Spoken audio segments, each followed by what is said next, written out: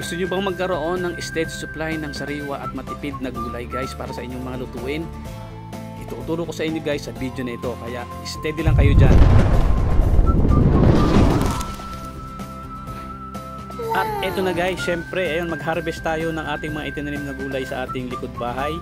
At magtalbos-talbos lang tayo guys para ilang araw lang meron ulit tayong aanihin ng mga pechay hanggang sa hindi na maganda yung kanyang mga dahon. Saka natin papalitan guys.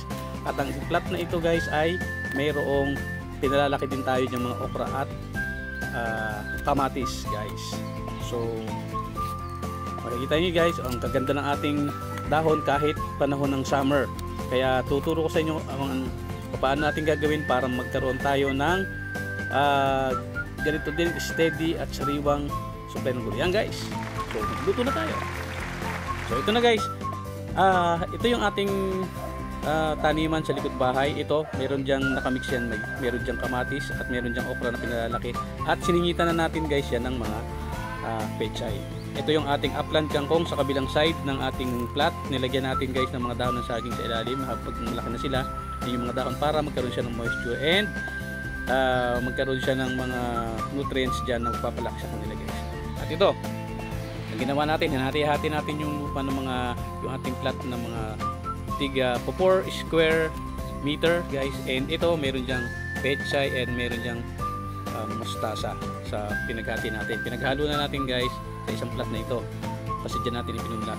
And ito yung ating nakakapag-harvest na tayo dyan guys sa ating upland kangkong. Ayan, nilagyan natin ng mga dahon ng saging para naman matrap yung moisture. At ito na guys nga yung ating kanina na pinag-harvestan ng mga dahon ng pechay natin.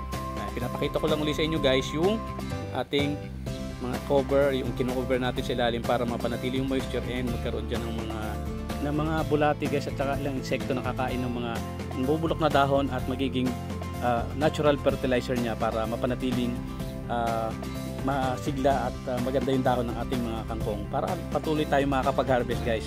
Ganun din, talbos-talbos lang sa upland kangkong para dire-diretso yung ating supply ng upland kangkong. At ito guys yung ating tanim na isiningit dyan, may okra dyan and then yung pechay para habang lumalaki yung okra makakapag-harvest na tayo maha-harvest na natin yung ating mga pechay. Ito guys yung kanina.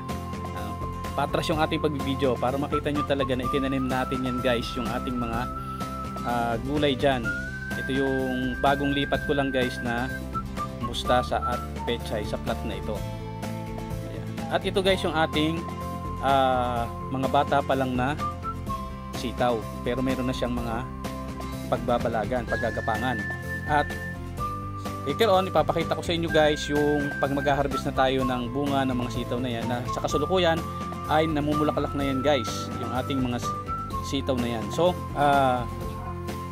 paki-like, share, subscribe at hit the notification bell para sa susunod na upload guys sa pag mag-harvest na tayo ng mga sitaw ay makita nyo uli kung ano yung progress ng ating pechay dyan na at yung iba pang part ng gulayan natin guys na makikita nyo sa susunod nating upload. Kaya paki-like, share, subscribe at hit the notification bell para sa susunod nating upload ay hindi nyo malagpasan guys, makita nyo ulit.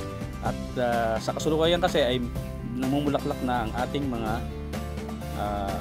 sitaw at okra. See you guys, thank you for watching.